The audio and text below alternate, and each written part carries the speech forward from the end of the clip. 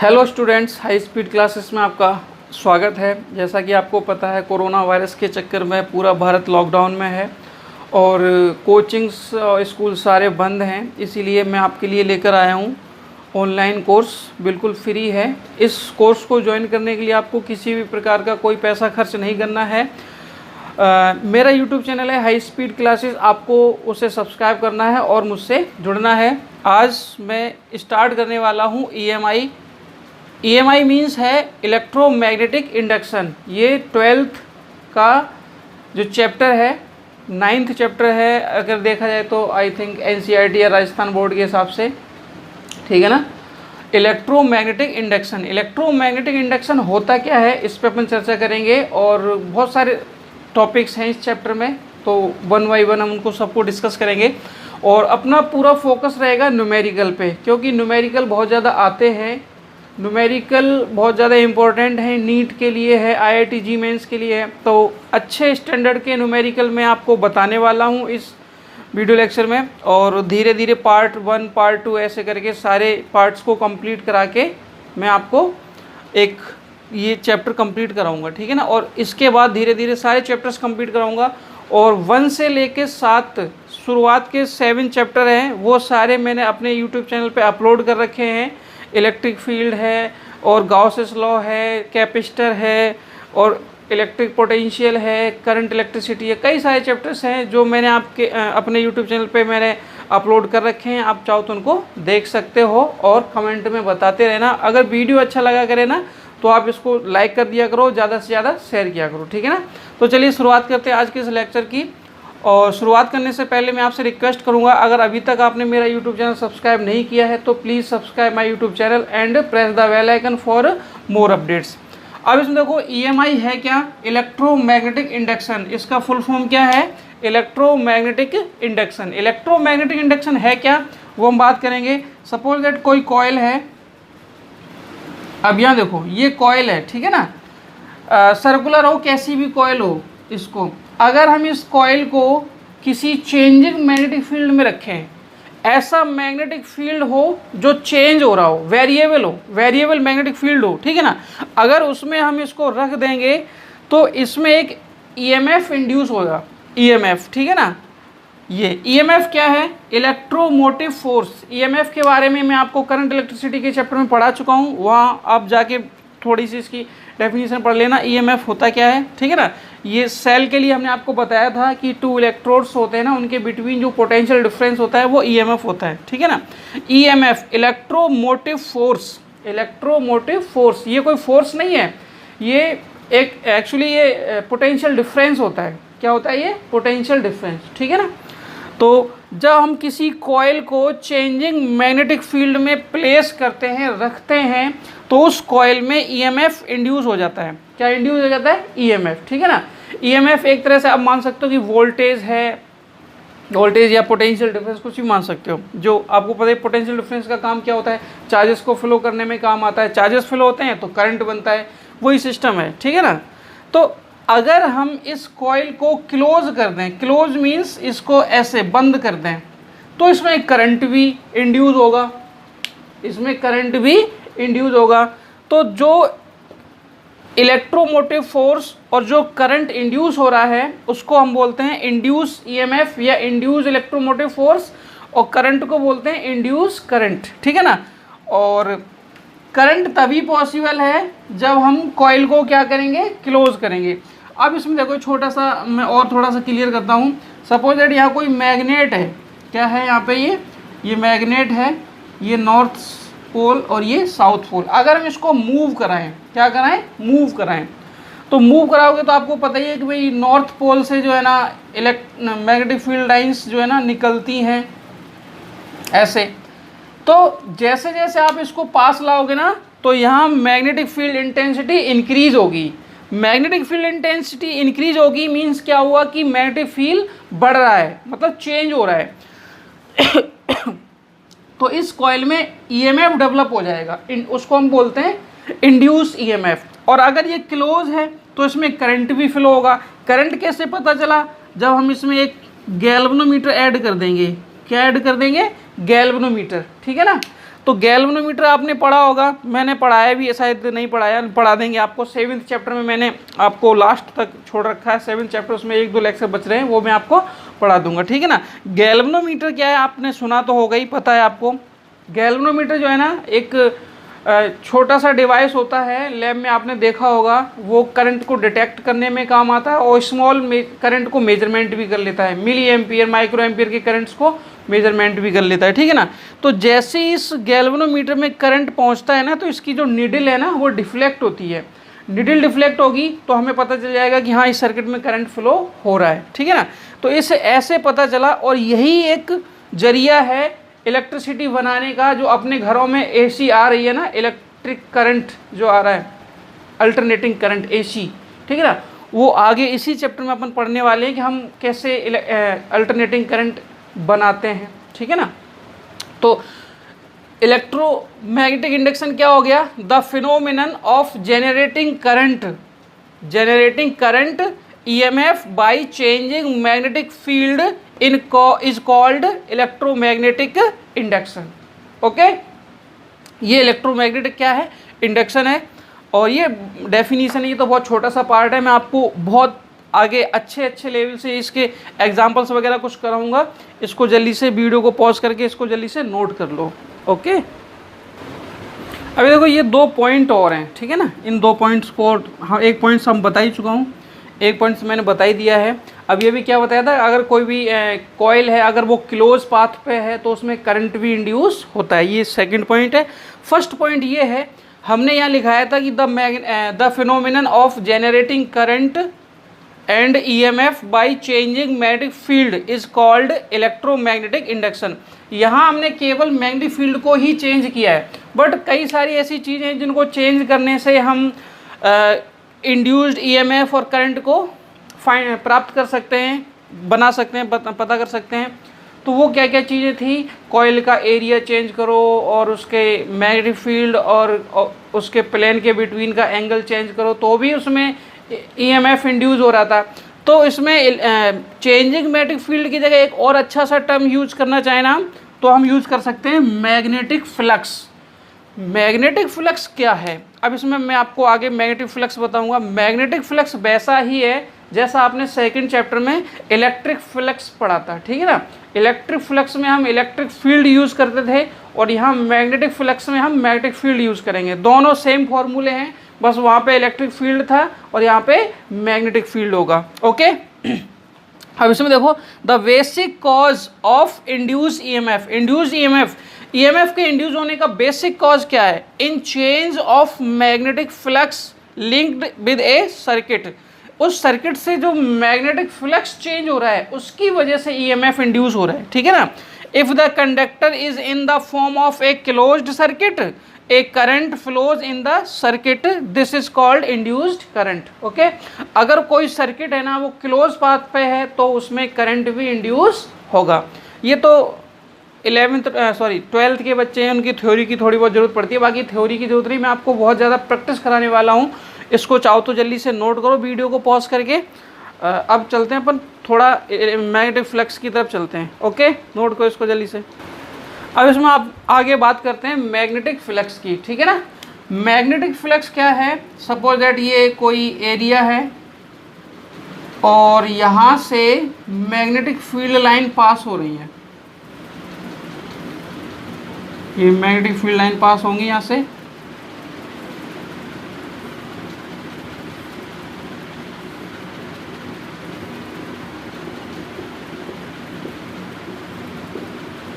और ये जो सरफेस एरिया है इसका एरिया वेक्टर इस डायरेक्शन में है, और area vector and magnetic field के बिटवीन एंगल है थीटा। अब मैक्सिमम मैग्नेटिक फ्लक्स को फाइंड करने के लिए हमें पता होना चाहिए कि area vector and magnetic field की जो डायरेक्शन है वो सेम होनी चाहिए, बट यहाँ डायरेक्शन थोड़ी सी डिफरेंट है। यहाँ इनके बिटवीन में एंगल थीटा है। अगर हम ए को बी के डायरेक्शन में कंपोनेंट कर लें इसका ए का, तो इधर कंपोनेंट आ जाएगा इसका ए कॉस थीटा, या बी के भी कंपोनेंट कर सकते हो, दोनों वेक्टर क्वांटिटी है और वेक्टर क्वांटिटी के अपन कंपोनेंट कर सकते हैं। तो मैग्नेटिक फ्लक्स क्या होगा, मैग्नेटिक फ्लक्स को फाई से रिप्रेजेंट करते हैं। इलेक्ट्रिक फ्लक्स भी फाई से रिप्रेजेंट होता है, तो सफिक्स में हम इसमें बी यूज़ करेंगे। Phi suffix B is equal to हो जाएगा बी ए कॉस थीटा।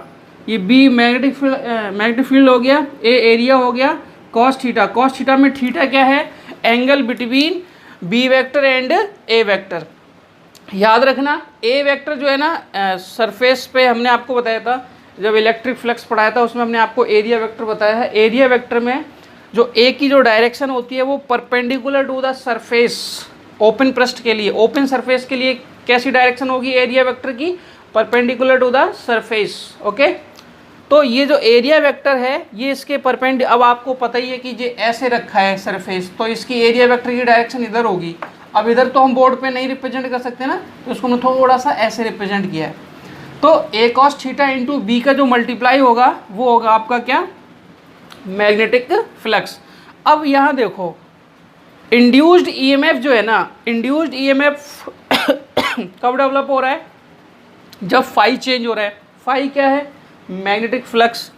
तो फाई कब चेंज होगा? जब बी चेंज हो या ए चेंज हो या थीटा चेंज हो। तीनों चेंज हो, दो चेंज हो, कुछ भी हो एक्स वाई जेड, अगर इन तीनों में से कोई एक चीज़ चेंज होगी तो फाई चेंज होगा। और फाई चेंज होगा तो जो कॉइल रखी है मैग्नेटिक फील्ड में उसमें ईएमएफ इंड्यूस होगा। और अगर वो कॉइल क्लोज पाथ पे है, क्लोज्ड है, एकदम बंद है, सर्किट क्लोज है, तो उसमें करंट भी इंड्यूस होगा। ओके, ये इसका फंडा है। अब यही अगर अपन क्लोज सरफेस के लिए करें, फॉर क्लोज सरफेस, तो phi suffix B is equal to हो जाएगा, ये क्लोज इंटीग्रेशन होता है B vector dot d A vector. हाँ, एक चीज़ तो बता दें कि बी ए कॉस थीटा है ना, तो आपने 11th में वेक्टर पढ़ा होगा, और नहीं पढ़ा तो मैं पढ़ाऊँगा इसी चैनल पे, B vector dot A vector.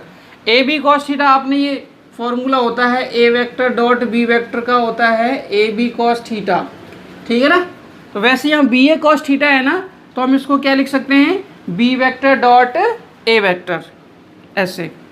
तो ये आपका हो गया मैग्नेटिक फ्लक्स। अब अपना मेन टारगेट क्या है? मेन टारगेट है कि induce EMF and induce current. EMF induce क्यों हो रहा है? क्योंकि फाई चेंज हो रहा है। फाई क्या है? Magnetic flux. मैग्नेटिक फ्लक्स क्या है? फाई। फाई कब चेंज होगा? जब बी चेंज हो या ए चेंज हो या थीटा चेंज हो। ओके, अब इसमें एक छोटा सा मिसकंसेप्शन होता है, वो मैं आपको बता दूं बच्चों का क्या। अब इसमें देखो ये जो फाई है ना, फाई का फॉर्मूला हो गया बी ए कॉस थीटा। इसमें बी मैग्नेटिक फील्ड हो गया, वो मैग्नेटिक फील्ड जहां पर कॉइल रखी हुई है।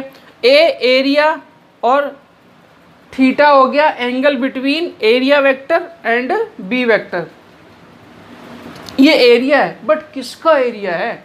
अरे ए एरिया है ना, बट किसका एरिया? ये प्रॉब्लम आती है इसमें।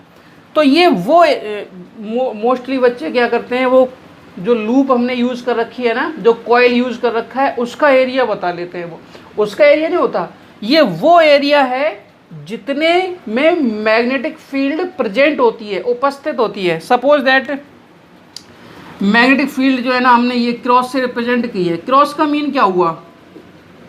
अगर आपको वेक्टर पढ़ा है ना, तो क्रॉस का मीन होता है इनसाइड, परपेंडिकुलर, बोर्ड के अंदर की तरफ, और अगर डॉट हो तो बाहर की तरफ, ठीक है ना। और बाकी ऐसे एरो तो हम लगा ही सकते हैं सिंपल। बोर्ड में अंदर की तरफ एरो कैसे लगेगा? क्रॉस बनेगा, और बाहर की तरफ एरो कैसे लगेगा? डॉट लगेगा।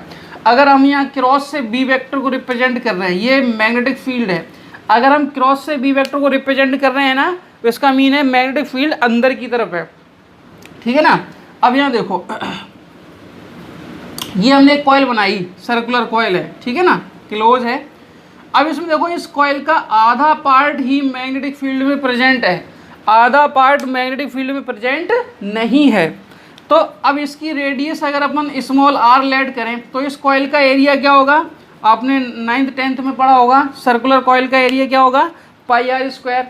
बट ये जो एरिया होगा, यहाँ जो एरिया हमने क्या बताया था, ये वो एरिया है जितने में मैग्नेटिक फील्ड प्रेजेंट है, समझ गए ना। तो अब इसके आधे पार्ट में मैग्नेटिक फील्ड प्रेजेंट है, तो हम एक ही जगह जब ये फॉर्मूला यूज़ करेंगे ना, तो एक ही जगह क्या यूज़ करेंगे, पाई आर स्क्वायर बाई 2। याद रखना, ये बहुत इंपॉर्टेंट पॉइंट है, मोस्टली बच्चे गलत करते हैं इसको, वो हर जगह वही एरिया समझते हैं कॉइल का एरिया। कॉइल का एरिया होता है, बट ये उस वो एरिया है जहाँ मैग्नेटिक फील्ड प्रेजेंट है, उपस्थित है। आपको पता चल जाएगा कि क्या है, बात समझे ना। तो ये मैग्नेटिक फ्लक्स हो गया, ठीक है ना। और EMI क्या है, इलेक्ट्रोमैग्नेटिक इंडक्शन। इलेक्ट्रोमैग्नेटिक इंडक्शन का मीन हम आपको बता ही चुके हैं कि जब अपन किसी कॉइल को नॉन वेरिएबल मैग्नेटिक फील्ड में रखते हैं, या मैग्नेटिक फील्ड कांस्टेंट हो, उसका कॉइल का शेप चेंज करें, एरिया चेंज करें, या ओरिएंटेशन चेंज करें, उसको घुमाएं, ठीक है, मैग्नेटिक फील्ड में इस कॉइल को घुमाएं। अगर आप ऐसे घुमाओगे तो कुछ नहीं होगा, इसको ऐसे घुमाओगे ना तो होगा, ठीक है ना, तो इंड्यूस EMF डेवलप होगा। तो उसमें क्या होता है कि जब अपन कॉइल को मैग्नेटिक फील्ड में रखते हैं, वेरिएबल मैग्नेटिक फील्ड होनी चाहिए, तो कॉइल में EMF इंड्यूस होता है, और अगर वही कॉइल क्लोज है तो उसमें करंट भी इंड्यूस होता है, ठीक है ना। और ये किसकी वजह से होता है, चेंजिंग मैग्नेटिक फ्लक्स की वजह से। और मैग्नेटिक फ्लक्स क्या है, BA cos theta. Magnetic flux change होगा तो इंड्यूस EMF आएगा, इंड्यूस करंट आएगा। और फाई कैसे चेंज करोगे, B चेंज कर दो, या A चेंज कर दो, या थीटा चेंज कर दो, या कोई भी तीन है ना, एक एक करके चेंज करो, या दो करके चेंज करो, या तीनों चेंज करो, पागल हो जाओ, सब कुछ चेंज कर दो, बात समझे ना। इसीलिए फाई चेंज होगा, फाई चेंज होगा तो इंड्यूस EMF आएगा। इंड्यूस EMF में अगर सर्किट क्लोज है तो करंट भी इंड्यूस होगा। ये बेसिक मतलब बेसिक नॉलेज है, आज का लेक्चर ये पूरा बेसिक है, समझ गए ना। इसके बाद में आपको flux, induce EMF and induce current के न्यूमेरिकल कराने। अब इसमें देखो मैग्नेटिक फ्लक्स की जो यूनिट है, unit of magnetic flux weber है। और अगर अपन फॉर्मूले के हिसाब से इसकी यूनिट बनाएं तो फॉर्मूला हमने अभी क्या लिखा है आपको, 5/b = BA cos theta. Okay, अब कभी यूनिट एंड डायमेंशन फाइंड करते हैं ना, तो इसमें cos थीटा का कोई रोल नहीं होता। ट्रिगोनोमेट्रिक रेशियो है ना, वो dimension less and unit less होते हैं, तो इसका कोई यूनिट नहीं। बट B की यूनिट क्या होगी, टेस्ला। और ये एरिया है, एरिया की यूनिट क्या होगी, मीटर स्क्वायर। और फाई क्या है, मैग्नेटिक फ्लक्स, तो मैग्नेटिक फ्लक्स की यूनिट क्या हो जाएगी, टेस्ला इंटू मीटर स्क्वायर, या इसका कंबाइंड फॉर्म क्या है, वेबर। ओके, और CGS यूनिट क्या होगी इसकी, CGS यूनिट इसके हिसाब से देखा जाएगा ना, वेबर के हिसाब से देखा जाए तो मैक्सवेल है, और टेस्ला इंटू मीटर के हिसाब से देखा जाएगा ना तो ये हो जाएगी, टेस्ला की क्या होती है, गाउस। टेस्ला का CGS क्या होता है, गाउस इंटू मीटर स्क्वायर का आपने पढ़ाई है बचपन में, सेंटीमीटर स्क्वायर। ओके, तो ये यूनिट हो गई। और मैक्सवेल एंड वेबर में अगर अपन रिलेशन बनाना चाहें ना, 1 वेबर = होता है 10⁸ मैक्सवेल। ओके, कहाँ से आया ये, आप बना सकते हो यहाँ से। आपको एक रिलेशन और बताया हुआ है मेरा, 1 टेस्ला = होता है 10⁴ गाउस। ओके, अब यहाँ देखो, आपको पता है कि मीटर से सेंटीमीटर में जाते हैं ना तो 10⁻² आता है, तो मीटर स्क्वायर है ना, तो सेंटीमीटर स्क्वायर में 10⁴ आएगा, तो 10⁴ इसका और 10⁴ इसका, तो 10⁸ हो जाएगा। तो 1 वेबर = 10⁸ मैक्सवेल हो जाएगा, ठीक है ना। ये इसकी क्या हो गई, यूनिट होगी, और ये रिलेशन हो गया। अब अगर इसका डायमेंशन फाइंड करना चाहें अपन, क्या फाइंड करना चाहें, डायमेंशन, तो डायमेंशन भी अपन फाइंड कर सकते हैं।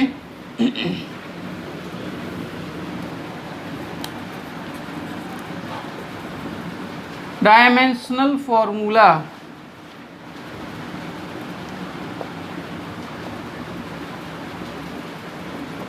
डायमेंशनल फॉर्मूला क्या हो जाएगा, फाई = होता है BA cos थीटा। अब आपको पता है, हमने अभी बताया कि cos थीटा की कोई डायमेंशन नहीं, कोई यूनिट नहीं। एरिया की यूनिट, एरिया की डायमेंशन क्या होगी, L²।